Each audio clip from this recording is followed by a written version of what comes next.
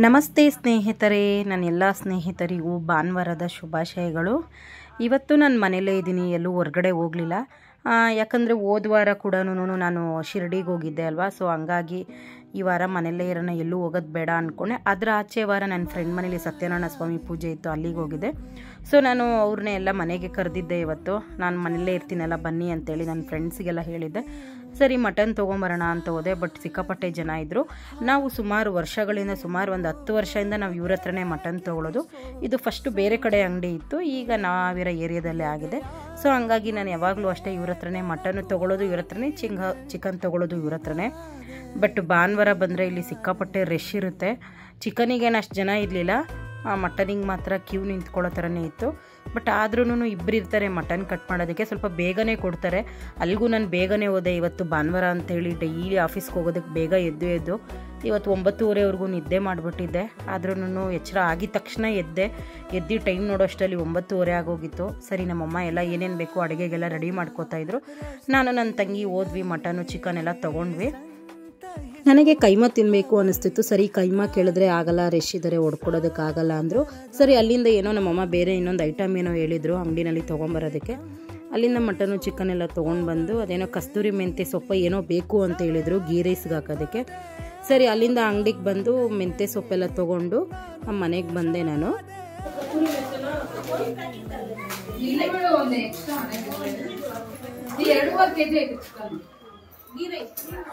Chicken 2 kg ಇದು ಕಲೀಜೆಲ್ಲ ಹೋಗಿ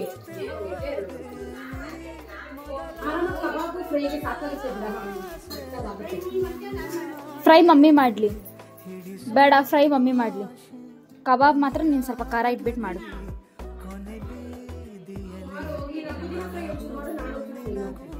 ಎರಡೆರಡು ಫ್ರೈ ಬೇಡ, ಕಬಾಬ್ 1 kg, ಫ್ರೈ 1 kg.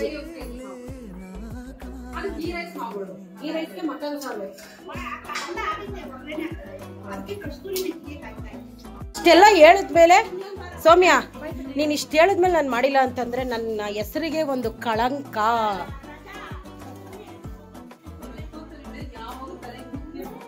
ಎಲ್ರಿಗೂ ಗೊತ್ತಾಗುತ್ತೆ ನಿನ್ಗೆ ವಯಸ್ಸಾಗೈತೆ, ಬಿಳಿ ಕೂದಲಾಗೈತೆ ಅಂತ ಗೊತ್ತಾಗ್ಲಿ ಬಿಡು ಜನಗಳಿಗೆ. ಯಾರು ಚಿಕ್ಕವಳು? ಯಾರೇ ಚಿಕ್ಕವಳು? ಅವಳಾ? ಎಷ್ಟವಳಿಗೆ ಏಜು? ಲೇ ಮುತ್ಕಿ, ಲೇ ತಗಡು.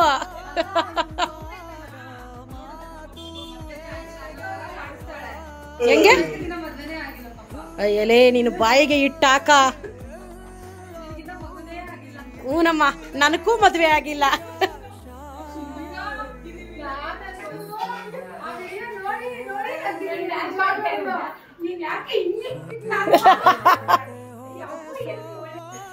ಅಲ್ಲ ಇಲ್ಲ ಸಖತ್ತಾಗಿ ಎಂಜಾಯ್ ಮಾಡ್ಕೊಂಡ್ ಬಂದ್ವಿ ಬಿಡು ಪ್ರಭಾ.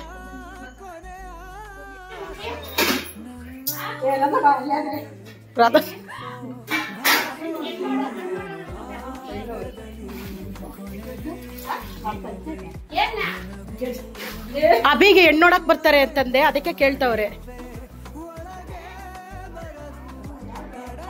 ಗೌರಿಬಿದ್ನೂರಿಂದ ಹುಡುಗಿ ಬರ್ತಿರೋದು.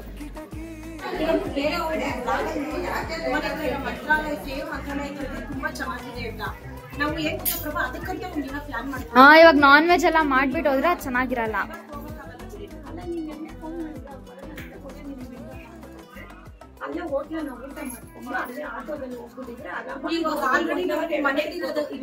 ಅಡಿಗೆ ಮಾಡ್ಕೊಂತಿರೋ ಪ್ಲಾನ್ ಮಾಡಿದಿಲ್ಲ, ಅದಕ್ಕೆ ನೆಕ್ಸ್ಟ್ ವೀಕ್ ಅದನ್ನ ನೆಕ್ಸ್ಟ್ ವೀಕ್ ಯಾವಾಗ ಒಂದ್ಸಲಿ ನಾವು ಹಂಗೆ ಬಂದ್ಬಿಡ್ತೀವಿ.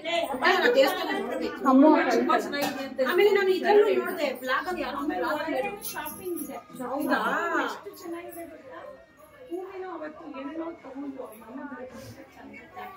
ಇಲ್ಲ ಇದೆ ಒಂದ್ಸಲಿ ಪ್ಲಾನ್ ಮಾಡಿ ಹೋಗೋಣ.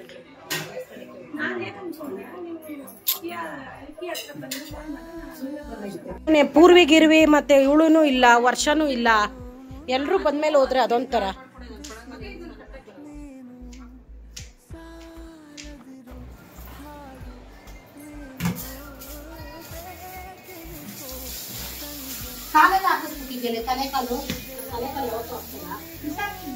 ಹೋಗ್ದು ಬಿಡು, ನಾಯಿಗೆ ಹಾಕ್ರಿ ಅಷ್ಟೇ.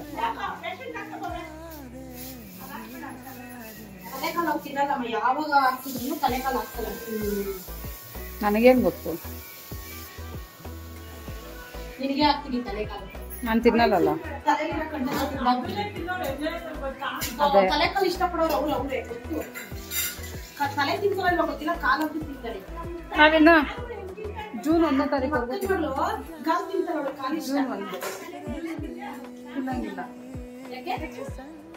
ನಮ್ ಸತ್ಯನಾರಾಯಣ ಸ್ವಾಮಿ ಪೂಜೆ ಮಾಡ್ತಿದೀವಲ್ವಾ ನಾವು ಜೂನ್ 1ನೇ ತಾರೀಕು. 48 days ಆಗುತ್ತೆ ಜೂನ್ 1ನೇ ತಾರೀಕು ಒಳಗಡೆ. ಜೂನ್ 1ಕ್ಕೆ ಮುಗ್ದೋಗುತ್ತೆ. ಕಬಾಬ್ ಕಲಿಸ್ತಾ ಇದೀನಿ. ನಾವು ಕಬಾಬೇ ಮಾಡಲ್ಲ ಮನೇಲಿ. ಯಾಕೆ ಹೇಳುವ, ಎಣ್ಣೆ ಎಲ್ಲ ವೇಸ್ಟ್ ಆಗೋಗುತ್ತೆ ಅನ್ಬಿಟ್ಟು ಅಂತ ಇವತ್ತೇ ಮಾಡ್ತಾರೆ ಕಬಾಬ್. ನನ್ನ ಮಗಳಿಗೆ ಮಗನ ಬೇಕಾದ್ರೆ ಈಚೆ ತರಿಸ್ಕೊಟ್ಬಿಡ್ತೀವಿ. ಹೌದು, ಚೆಲ್ಬಿಡ್ಬೇಕು. ಅದೇನೋ ಇದು ಕಲರ್ ಯಾವ ಮೆಣಸಿನ್ಕಾಯಿ ಹೇಳಿದ್ವಿ ಪುರಿ, ಅದು ಖಾರ ಇರಲ್ಲ, ಬರೀ ಕಲರ್ ಮಾತ್ರ. ಇನ್ನೊಂದ್ಸಲ ಯಾಕೋ ಕಲರ್ ಕಮ್ಮಿ ಏನ್ ಒಂದು ಸ್ಪೂನಷ್ಟು ಹಾಕಿದೆ. Prabhaka, what are you doing? Prabhaka, what are you doing? ನೀವೇನು ಸೌತೆಕಾಯಿ ತೋಟ ಹಾಕಿದ್ದೀರಾ? 50 ರೂಪಾಯಿ kg. ಅಮ್ಮು ಅಡಿಗೆ ಅಂತೂ ಮಾಡಲ್ಲ, ಅಡಿಗೆ ಮಾಡಕ್ಕಂತೂ ಹೆಲ್ಪ್ ಮಾಡಲ್ಲ. ನೀನ್ ಮಾಡೋ ಕೆಲಸ ಏನ್ ಹೇಳು? ಪಾತ್ರೆ ತೊಳಿ, ಮನೆ ಒರೆಸು, ಕ್ಲೀನ್ ಮಾಡು, ಬಾತ್ರೂಮ್ ತೊಳಿ, ಪಾತ್ರೆ ತೊಳಿ, ಇದೇ ಕೆಲಸ ನಿಂದು ತಾನೆ ಗೊತ್ತು. ಏನ್ ಕೆಲಸ ಹೇಳು? ಬರೀ ಕೇಕ್ ತಿನ್ನೋದು. ಕೇಕ್ ಎಲ್ಲಿತ್ತು ಅಂದ್ರೂ ಕೇಕ್ ತಿಂದಾಕೋದು. ತಿನ್ನು ತಿನ್ನು ತಿನ್ನು ತಿನ್ನು. ಪ್ರಭಾವತಿ, ಕೇಕ್ ತಿಂದ್ಮೇಲೆ ಪಾತ್ರೆ ತೊಳ್ದಾ? ಎಷ್ಟು ಕೇಕ್ ತಿಂದೆ? ಒಂದೇನಾ? ಸುಳ್ಳು ಹೇಳ್ಬೇಡ, 3 ಕೇಕ್ ತಿಂದಿದ್ ನೀನು. ಹಾ ಸರಿ ಆಯ್ತು ಪ್ರಭಾ. ಕುಯ್ದಿರೋ ಸೌತೆಕಾಯಿ ಎಲ್ಲ ಊಟಕ್ಕೆ ಮುಂಚೆನೆ ಒಂದು ತಟ್ಟೆ ಸೌತೆಕಾಯಿ ಕುಯ್ದಿದ್ದೆ, ಎಲ್ಲ ತಿಂದು ಖಾಲಿ ಮಾಡಿದ್ಯಾ? ತಗೋ ಹೋಗ್ಲಿ, ಇದ್ರು ತಿಂದ್ಬಿಡು. ಇಡಿ, ತಿನ್ನು ತಿನ್ನಮ್ಮ ಪುಟ್ಟ, ತಿನ್ನು. ನಾಚಿಕೆ ನೋಡು, ಕಳ್ಮುಂಡೆದಕ್ಕೆ ನಾಚಿಕೆ. ಎತ್ತೋ ಬಾಟ್ಲಿನೆತ್ತೋ. ಏನು ಇದು ಮಾಡೋದಕ್ಕೆ ಇನ್ನೇನ್ ಕೆಲಸ ಇಲ್ಲ. ಇದೊಂದು ಚೆನ್ನಾಗಿ ಮಾಡ್ತೀರಾ ಇಬ್ರು. ಅಮ್ಮ ತಾಯಿ, ಯಾರಾದ್ರೂ ನೆಟ್ಟು ಊಟ ತಿಂತಾ ಇದ್ದೀರಾ? ನೋಡಿ ಇವನು ನೋಡು, ಎಲ್ಲಾರ ಕೈಯಲ್ಲೂ ಒಂದು ಫೋನು. ಇವನು ಓಹೋ, ಎಂತ ಮಕ್ಕಳಿಗೆ ಜನ್ಮ ಕೊಟ್ಟೆ ಮೀನಾಕ್ಷಿ ಅಲ್ಲ, ರಾಧಮ್ಮ. ಇವನಿಗೆ ಜನ್ಮ ಕೊಟ್ಟಿರೋದು ಸೌಮ್ಯ. ಇವಳಿಗೆ ಜನ್ಮ ಕೊಟ್ಟಿರೋದು ತೋರಿಸ್ತೀನಿ ರೀ. ಇವಳಿಗೆ ಜನ್ಮ ಕೊಟ್ಟಿರೋದಮ್ಮ. ನೋಡಮ್ಮ ಇಲ್ಲಿ. ಸರಿ, ಬಿಡಮ್ಮ. ತಿನ್ನಮ್ಮ, ತಗೋ ತಿನ್ನಮ್ಮ. ನೀನ್ ಚೆನ್ನಾಗಿರ್ಬೇಕು. ನೀನ್ ಚೆನ್ನಾಗಿದ್ರೆ ನಾನ್ ಚೆನ್ನಾಗಿದ್ದಂಗೆ.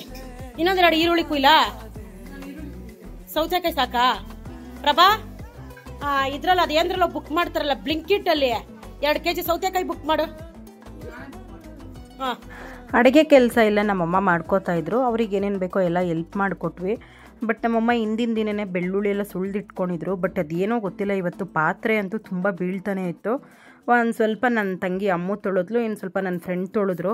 ಅದು ಇಡ್ಲಿ ಮಾಡಿದರು ಬೆಳಗ್ಗೆ ಟಿಫನ್ ಮಾಡಿದ್ದೆಲ್ಲ ಪಾತ್ರೆ ಇತ್ತು, ಮತ್ತು ನಾನ್ ವೆಜ್ಜು ತೊಳೆದಿದ್ದೆಲ್ಲ ಇತ್ತು.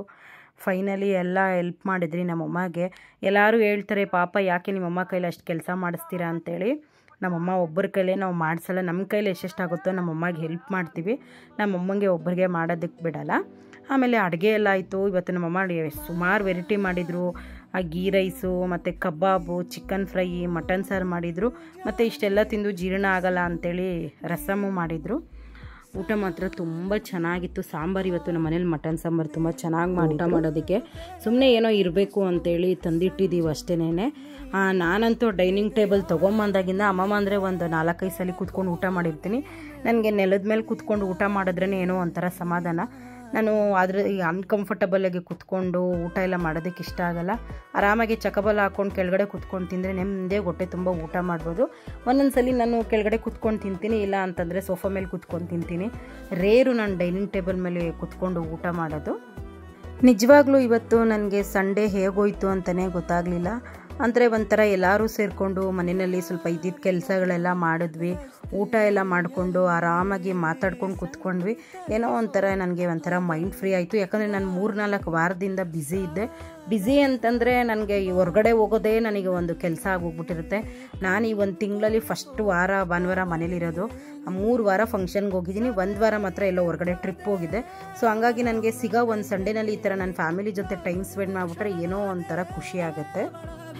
ನಿನ್ನೆ ನಾನು ಒಂದು ವ್ಲಾಗ್ ಮಾಡಿ ಅಪ್ಲೋಡ್ ಮಾಡಿದ್ದೆ ಇನ್ಸ್ಟಾಗ್ರಾಮಲ್ಲಿ. ನಮ್ಮ ಮನೆಯಲ್ಲಿ ನಾನು ಆಫೀಸ್ ಮುಗಿಸ್ಕೊಂಬಂದ್ಮೇಲೆ ಒಡೆ ಮಾಡಿದ್ರು ಅಂತೇಳಿ ನಾನು ಒಂದು ವಿಡಿಯೋ ಮಾಡಿದ್ನಲ್ಲ, ಅದರಲ್ಲಿ ನಾನು ನೈಟಿ ಹಾಕ್ಕೊಂಡಿದ್ದೀನಲ್ಲ.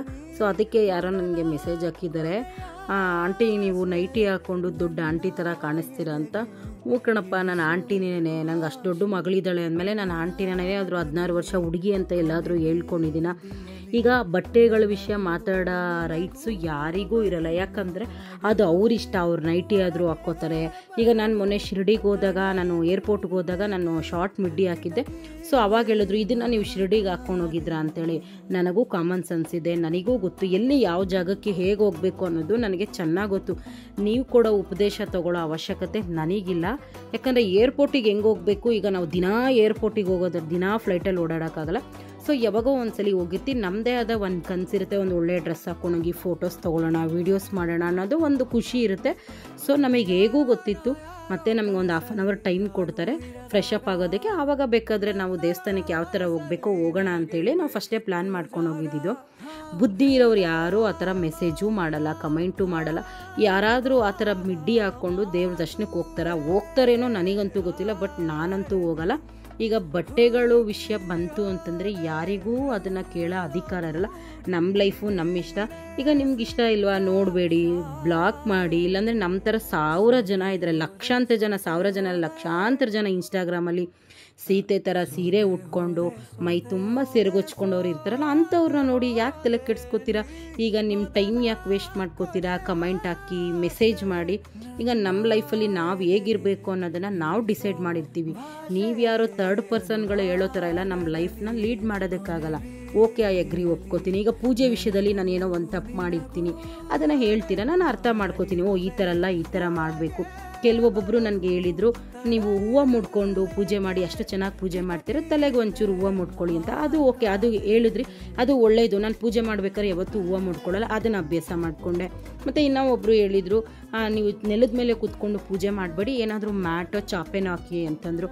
ಸೊ ಹೌದು, ಇದು ಹೇಳಿದ್ದು ಕರೆಕ್ಟು. ನಾನು ಒಂದು 2-3 ಕಡೆ ಓದಿದ್ದೆ ಅಂತೇಳಿ ಈಗ ಮ್ಯಾಟ್ ಹಾಕಿದ್ದೀನಿ ದೇವ್ರ ಮನೆಯಲ್ಲಿ.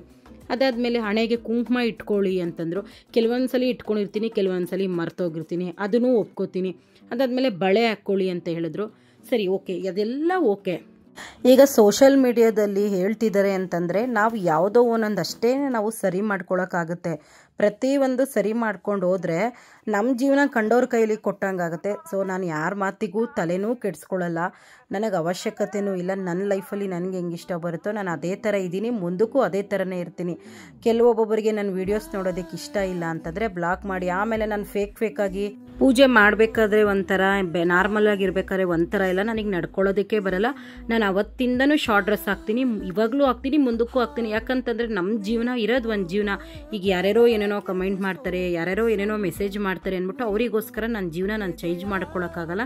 ನಾನು ಪೂಜೆ ಮಾಡ್ತೀನಿ, ಅದು ನಾನು ಕಾಟಾಚಾರಕ್ಕೆ ಮಾಡಲ್ಲ, ಭಯ ಭಕ್ತಿಯಿಂದ ಮಾಡ್ತೀನಿ. ಯಾಕೆ ಅಂತಂದರೆ ನಾನು ಮನೇಲಿ ಕೂತ್ಕೊಂಡಿರೋಲ್ಲ, ನಾನು ಬೆಳಗ್ಗೆ ಎದ್ದರೆ ಕೆಲ್ಸಕ್ಕೆ ಹೋಗ್ತೀನಿ. ಆದರೂ ನಾನು ಪೂಜೆ ಮಾಡಬೇಕು ಅಂತ ಬುಧವಾರ ಹೊತ್ತು ನಾನು ಹೂವು ಎಲ್ಲ ಕಟ್ಟೋಷ್ಟರಲ್ಲಿ 11 ಗಂಟೆ ಆಗೋಗುತ್ತೆ. ಈಗ ನನ್ನ ಭಕ್ತಿನೇ ಇಲ್ಲ ಅಂತಂದರೆ ಅಷ್ಟು ನಿಷ್ಠೆಯಿಂದ ನಾನು ಪೂಜೆ ಮಾಡೋಕ್ಕಾಗಲ್ಲ. ಈಗ ನಾನು ಎಲ್ಲ ಜನರನ್ನು ಮೆಚ್ಚಿಸ್ಕೊಂಡು ಕೂತ್ಕೊಳ್ಳೋಕ್ಕಾಗಲ್ಲ. ಕೆಲವೊಬ್ಬೊಬ್ಬರು ಅದಕ್ಕೆ ಅಂತಲೇ ನಾಟಕ ಮಾಡ್ಕೊಂಡು ಇರ್ತಾರೆ, ಏನೋ ಗದ್ದಕ್ಕೆ ಅರ್ಶಿನ ಬಳ್ಕೊಂಡು ತಲೆಗೊಂದು ಶಾವಂತಿಗೆ ಹೂವು ಮುಡ್ಕೊಂಡು ನಾನೇ ಪೂಜೆ ಮಾಡೋದು, ನಾನು ಇರೋದೇ ಹಿಂಗೆ, ನಾನು ಉಟ್ಕೊಳ್ಳೋದೇ ಕಾಟನ್ ಸೀರೆ, ನಾನು ಹಾಕ್ಕೊಳ್ಳೋದೇ ಕಾಟನ್ ಕಾಲರ್ ಬ್ಲೌಸು ಅನ್ನೋ ಥರ ಫೋರ್ಸ್ ಕೊಡ್ತಾರೆ. ಆ ಥರ ಫೇಕಾಗೆಲ್ಲ ನಡ್ಕೊಳ್ಳೋಕ್ಕೆ ನನಗೆ ಬರೋದೇ ಇಲ್ಲ. ಅವ್ರದ್ದೇ ಆದ ಅವ್ರಿಗೆ ಜೀವನ ಇರುತ್ತೆ. ಯಾಕಂದರೆ ದೇವಸ್ಥಾನದಲ್ಲಿ ಪೂಜೆ ಮಾಡೋ ಒಬ್ಬರು ಪೂಜಾರಿಗೂ ಅವ್ರದ್ದೇ ಆದ ಒಂದು ಸಂಸಾರ ಇರುತ್ತೆ, ಜೀವನ ಇರುತ್ತೆ.